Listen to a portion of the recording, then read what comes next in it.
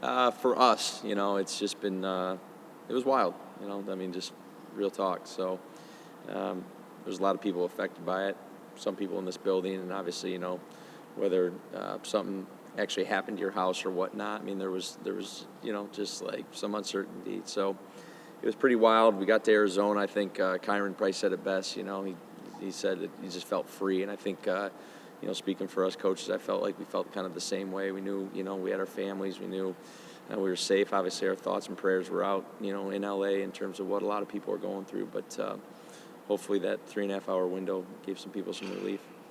Obviously, a short plane ride, but what was that dynamic like with all the families going to and from Arizona together?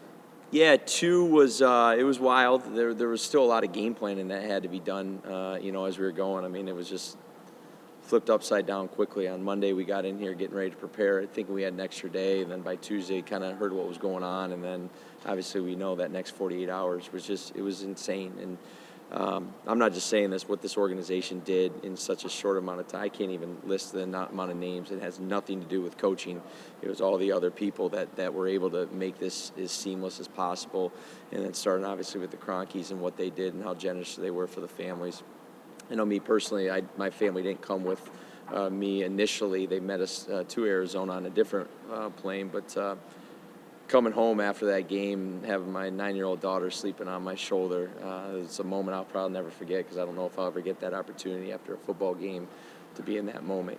So it was pretty unique, and I know a lot of guys feel the same way. Going to Philly, looks like cold weather, maybe some snow. How does that impact you guys in terms of game planning and in terms of what maybe you can and might not be able to? Yeah, well, luckily we've played in some pretty decent weather games over the last month in terms of New York, and pretty cold there. Obviously, it wasn't the snow, and then the Niners game had its sloppiness, obviously, and kind of cold, not too cold, but obviously wet and stuff like that. So it's ball. We're ready to adjust at whatever game it needs to be. So you still got a schematic. The difficulty of the schematics against Vic and what Philly provides, and obviously the weather. But, both teams will adjust, and it's going to be a 3.5 window. It's going to be fun. Yeah, he's a good football player, and that's, he's done that all year. I mean, he's definitely taken the next step as a player, really fits in that system, and has done a great job.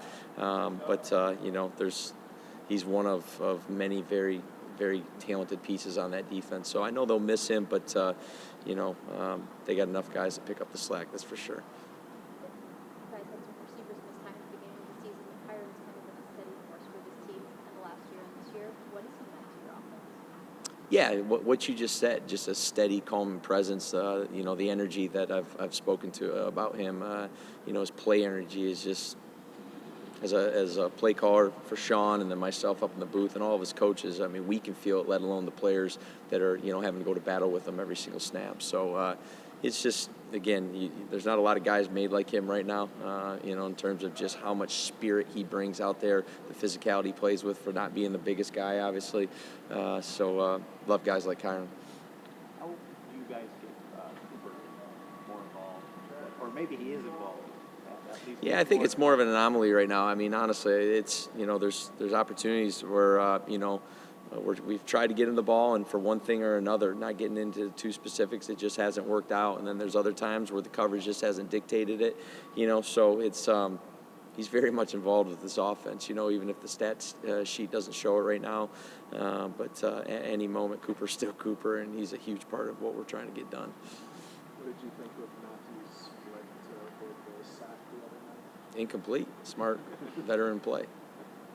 Yeah, that is the million-dollar question, and it's just about focusing today, and you just focus on the present, right? What can we do? We can go out and have a great walkthrough, and then, for the limited amount of practice plays we have, play as fast and communicate and execute as well as we can, and then control what we can control. We know we're going up against a great offense in a tough environment, and, there's going to be some ups and downs, and just stay steady through it and play together.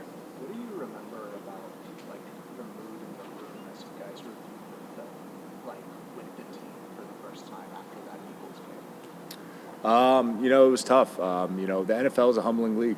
You're only a week away from being humbled, and that was a humbling night. And a game got away from us a little bit in the end, and but how we've had some games like that, unfortunately, this year. And I always say, just stick your face in the fan, make the corrections that we need to do moving forward, and let's do it as coaches and players. Try and put them in better positions, and players need to make the plays that they're supposed to make, and that's all you do, and just correct it and move forward, and hopefully you play better next week.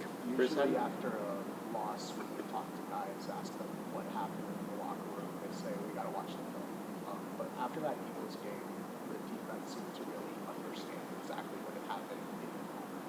How big was that in terms of, for the defense, understanding that to be able to turn the corner the next week? Yeah, I think it's just you just got to play consistent, good football, and some of the stuff that obviously they're a great team and they cause it all, but some of the stuff we got to play better techniques, and we can coach a lot better as well. So I think the first step in correcting anything is just understanding what the issue was, and the guys understanding that is a big step. How do you feel like you've grown in your first year in this role, and how have you also allowed yourself and the younger players the grace and the patience to work through some of those growing pain moments that have occurred? Yeah, no doubts, Stu. And it's just, for myself, it's just the ability to be flexible. Understanding what our defense is, the ability to adapt and adjust to the types of offense that we're playing. And I always talk about trying to put players in the best position, and the flexibility to adjust the scheme kind of within the year based on some of the things that we did over the last 3 or 4 years that, were very comforting to me, and kind of getting out of that comfort zone and kind of changing up some looks and doing some different things. So I'd just say the ability to be flexible. As you look back on this first season as a coordinator, is there any piece of advice that you found that you got after the promotion that's been particularly helpful? It was, that's funny. It's funny you asked that. When I was I think it was in OTAs, because we were back at the Kowloon building. Jason Garrett was just there, just kind of, watching, just kind of hanging out and stuff. And he kind of stopped me in the hallway and just said, hey, Sean hired you to be you. You don't try to be anybody else, and be the best version of yourself. And that's why I keep trying to tell myself, just be the best version of me. And, and Sean entrusted me with the job, and do the best way, do it the best job you can. Don't try to be anybody else. One point on Monday, 9 sacks, really good defensive performance. At what point were you able to enjoy it and kind of see your game plan come together for that? Yeah, I think any coach would tell you till that clock hits 0, you're not really enjoying anything.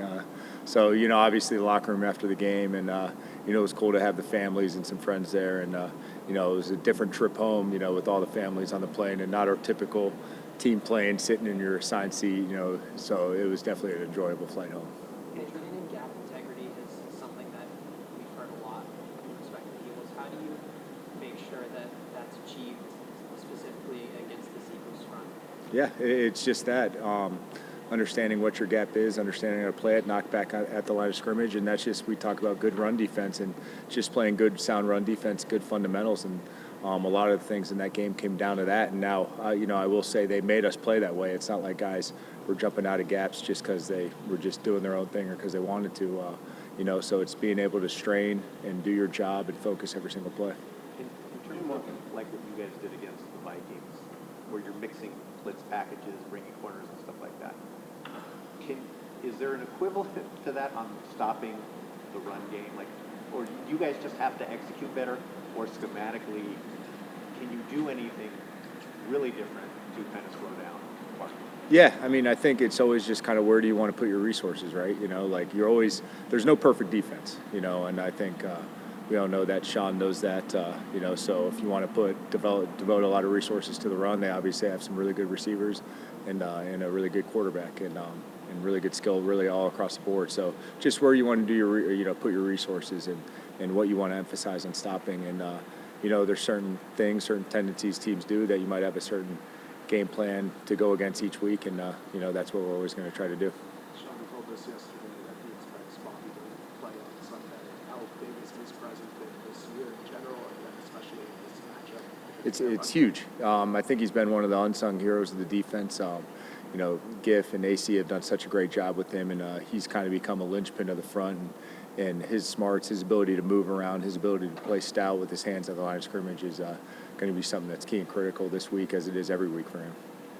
Last one. What you've seen here, is this something you saw in training camp Is It's there a- anything Jerry Hurts, Give him- what you see in the way he's playing now? Is that something you saw in training? Yeah, I would say so. Yeah, I would say, really in OTAs, training camp, we kind of saw the flashes throughout.